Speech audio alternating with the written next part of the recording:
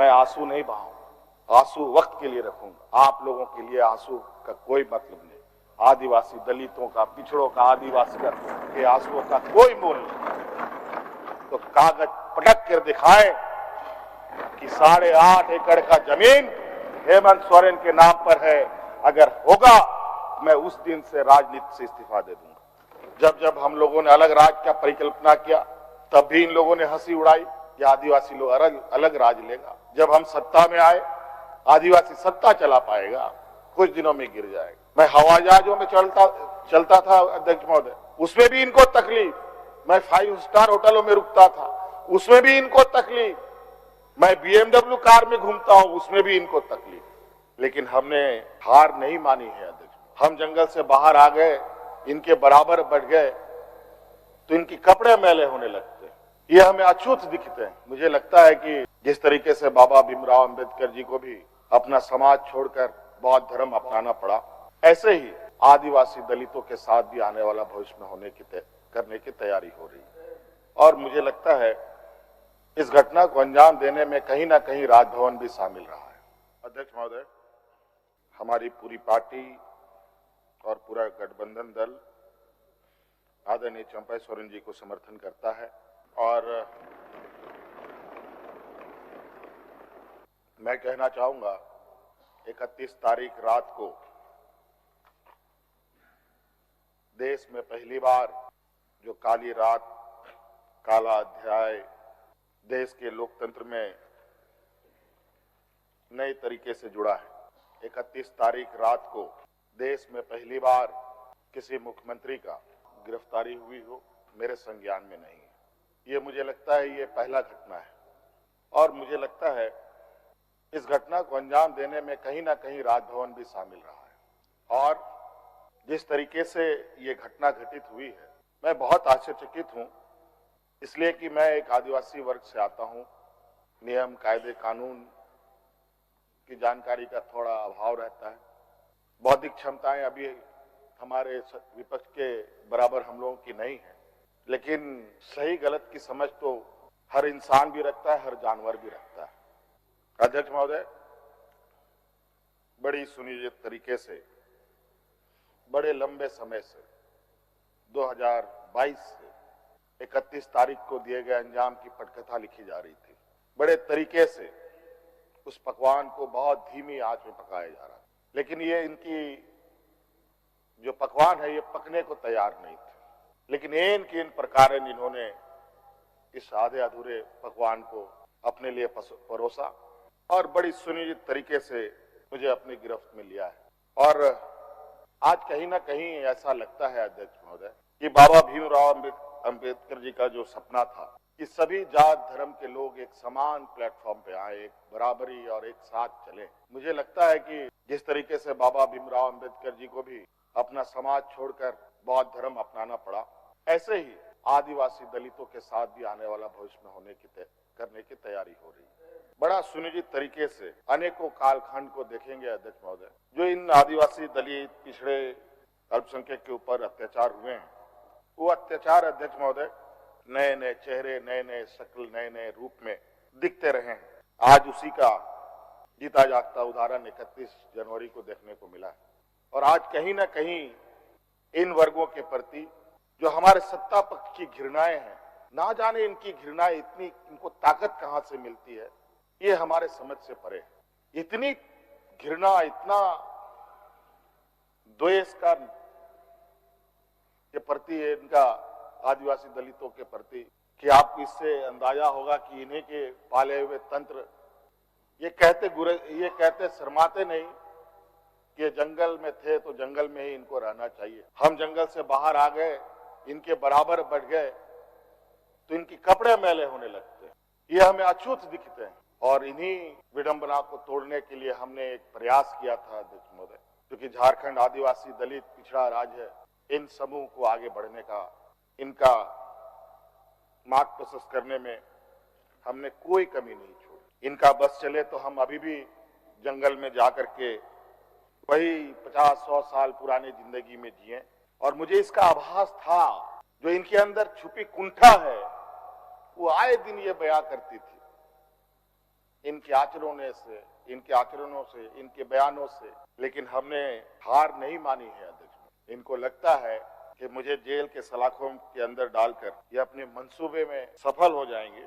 ये झारखंड है अध्यक्ष महोदय, ये देश का एक ऐसा राज्य है जहां हर कोने में आदिवासी, दलित, पिछड़े वर्गों से अनगिनत सिपाहियों ने अपनी कुर्बानी देकर यहाँ के आदिवासी दलितों की जान बचाई। देश आजादी के सपने भी ये लोग नहीं देखते थे अध्यक्ष महोदय, तब से झारखंड के आदिवासी अपनी हक अधिकार की लड़ाई लड़ रहे हैं। ये तो बहुत बाद में आए, लेकिन बौद्धिक संपन्नता, आर्थिक संपन्नता, आज तक इन लोगों ने देश का गांधी टोपी नहीं पहना अध्यक्ष महोदय। अध्यक्ष महोदय, ईडी, सीबीआई, इनकम टैक्स, जिनको देश के विशेष और काफी संवेदनशील व्यवस्थाएं कही जाती है, जहां करोड़ों रुपया, 12 लाख, 14 लाख करोड़ रुपया डकार कर इनके सहयोगी विदेश में जाके बैठे हैं, उनका एक बाल बाका करने का औकात इनके पास नहीं है। इनके पास औकात है देश के आदिवासी, दलित, पिछड़े के ऊपर और बेगुनाह लोगों पर, और उसमें भी गुनाह किया हो तब की बात तो अलग है, बेगुनाहों पर अत्याचार कर। आज मुझे किस लिए अरेस्ट किया गया अध्यक्ष महोदय? 8.5 एकड़ जमीन के घोटाले पर। अगर है हिम्मत सदन में तो कागज पटक कर दिखाए कि 8.5 एकड़ का जमीन हेमंत सोरेन के नाम पर है। अगर होगा, मैं उस दिन से राजनीति से इस्तीफा दे दूंगा। अध्यक्ष महोदय, जब राजनीतिक रूप से ये नहीं सकते हैं तो ऐसे ही बैकडोर से हमला करते हैं, पीठ पर हमला करते हैं। अध्यक्ष महोदय, मैं आंसू नहीं बहाऊंगा, आंसू वक्त के लिए रखूंगा। आप लोगों के लिए आंसू का कोई मतलब नहीं। आदिवासी दलितों का, पिछड़ों का, आदिवासी के आंसुओं का कोई मोल नहीं। वक्त आने पर हम इनके एक एक सवालों का जवाब और एक एक इनके षड्यंत्र का जवाब वक्त आने पर बड़ी माकूल तरीके से दिया जाएगा। एक्चुअली दुर्भाग्य है अध्यक्ष महोदय इस राज्य का, तथाकथित हमारे राज्य के ही कुछ लोग जो ऐसे सामंती विचार वाले के चरणों में जाकर के झुककर उनकी सेवा और पूजा अर्चना में लगे, नहीं तो इस राज्य की इतनी दुर्दशा नहीं होती अध्यक्ष। राज अलग हुए 23 साल हो रहे हैं, 24 साल हो गए अध्यक्ष महोदय। किसने सबसे अधिक राज किया इस राज्य में? ये मुझे बोलने का जरूरत नहीं है, किसी को बताने की भी जरूरत नहीं। सब अपने गिरेबान में देखें, सबको पता चलेगा कौन कहां बैठा, किसने क्या काम किया। घोटाले इनको 2024 से ही नजर आ रहे हैं, 2000 से नजर नहीं आ रहे, 2019 से ही इनको नजर आ रहे हैं। आज ये नहीं चाहते अध्यक्ष महोदय देश का आदिवासी, दलित, पिछड़ा, अल्पसंख्यक देश के सर्वोच्च स्थान पर पहुंचे। ये नहीं चाहते कि ये जज बने, ये नहीं चाहते ये IAS IPS बने, ये नहीं चाहते ये राजनेता बने। इन्हीं के साथ बैठे लोग हैं। इन लोगों ने भी आदिवासी नेता बनाया था मुख्यमंत्री। बता दीजिए इन कितने आदिवासियों ने 5 साल पूरे किए। और मुझे पता था ये मुझे भी 5 साल पूरा करने में रोड़े अटकाएंगे, और नतीजा ये हुआ आखिरी सांस तक कुछ भी करो 5 साल पूरा नहीं होना चाहिए। रिकॉर्ड में नहीं लिखना चाहिए, रजिस्टर में नाम नहीं आना चाहिए, बस यही। अध्यक्ष महोदय, हम लोगों ने सर झुकाकर चलना नहीं सीखा, यही खासियत है आदिवासियों। लेकिन होता है कि सरसों में ही भूत है तो सारा भूत भागेगा का, माफ कीजिएगा, सरसों में ही भूत है तो भूत भागेगा का। यहां कुछ भूत ऐसे भी हैं जिसकी वजह से ये कठिनाइयों का सामना करना पड़ता है। बहुत प्रयास हुआ, जब जब हम लोगों ने अलग राज्य का परिकल्पना किया तब भी इन लोगों ने हंसी उड़ाई कि आदिवासी लोग अलग राज लेगा। जब हम सत्ता में आए, आदिवासी सत्ता चला पाएगा, कुछ दिनों में गिर जाएगा। मैं हवाई जहाजों में चलता था अध्यक्ष महोदय, उसमें भी इनको तकलीफ। मैं 5 स्टार होटलों में रुकता था, उसमें भी इनको तकलीफ। मैं BMW कार में घूमता हूं, उसमें भी इनको तकलीफ। क्या कहावत है कि हम करें तो गुनाह, ये करे तो क्या, यही कहावत है। खैर छोड़िए। अध्यक्ष महोदय, बड़ा विचित्र स्थिति है अब जो स्थिति दिखाई दे रहा है अध्यक्ष महोदय। कुल मिलाकर झारखंड के परिप्रेक्ष्य के अलावा पूरे देश के पैमाने में अब आदिवासी, दलित, पिछड़ा अल्पसंख्यक सुरक्षित नहीं। विशेषकर झारखंड में तो यहां के खनिज संपदाओं को, जो वर्षों से इस पर लोगों की गिद्ध नजर है और आगे भी रहेगी। ये तो हम थे अध्यक्ष महोदय, ये बहुत फूक फूक करके उनको आगे बढ़ना पड़ता था। ये खुला दरवाजे की आदि हो चुके हैं, इनको कोई रोक टोक नहीं कर सकता। जो इनके सामने आएगा वो इसी तरीके के अंजाम से उसको गुजरना पड़ेगा। और इनको लगता है ऐसे अंजाम देने से झारखंड के लोग घबरा जाएंगे। ये आप लोगों की बहुत बड़ी भूल है, और इतनी बड़ी ये भूल होगी जो झारखंड का इतिहास आपको कभी माफ नहीं करेगा।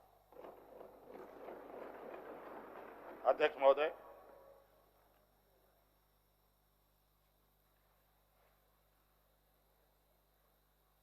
आज जो षड्यंत्र का पैमाना है वो इस कदर बड़े उसके जो दायरे बने हैं, कानून के अंदर रह कर गैर कानूनी काम करना कैसा हो, ये कर किसी से सीखना हो तो इन लोगों से सीखिए और इनके संस्थाओं से सीखिए।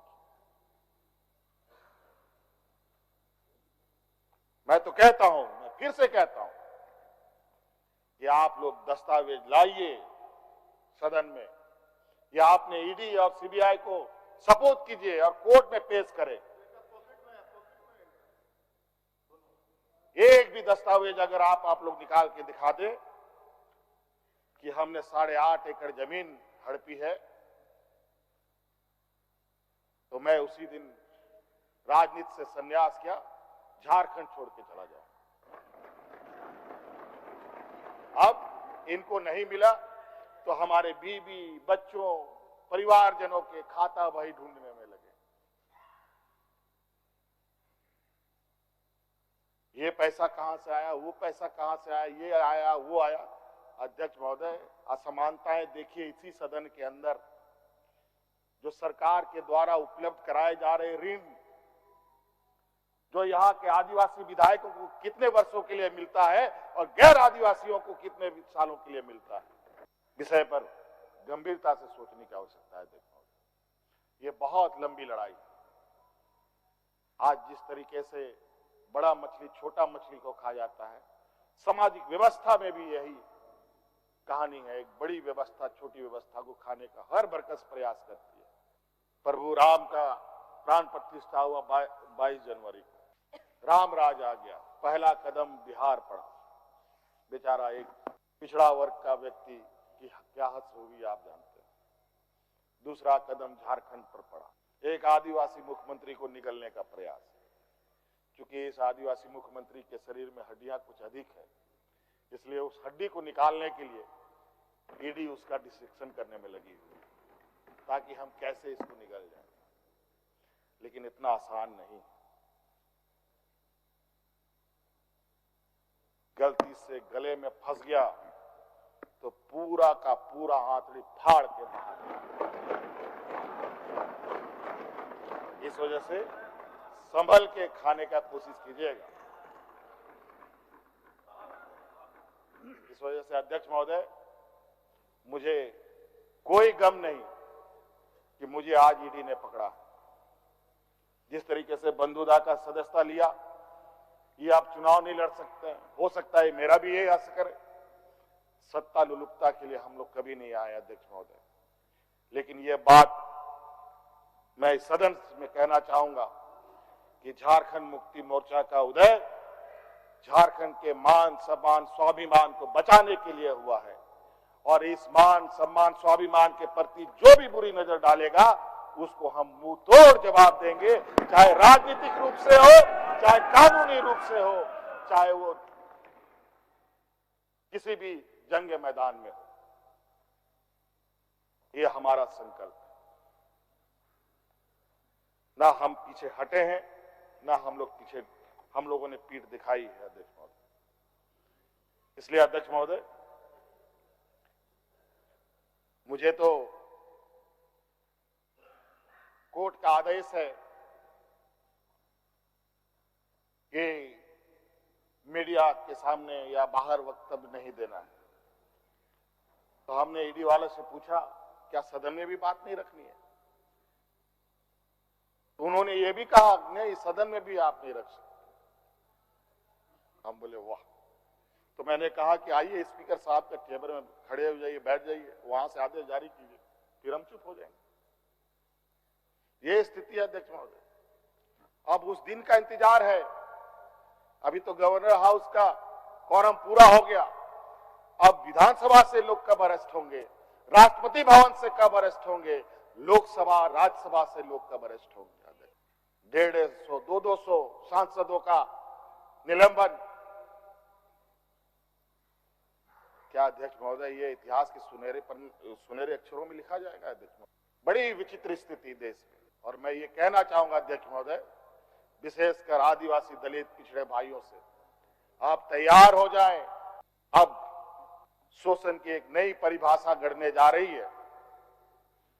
अगर अपने आप को आपने कमजोर किया तो आने वाली पीढ़ी कभी माफ नहीं करेगी। तो अध्यक्ष महोदय, राज्यपाल महोदय आए और 32 पेज का इन्होंने अभिभाषण पढ़ा।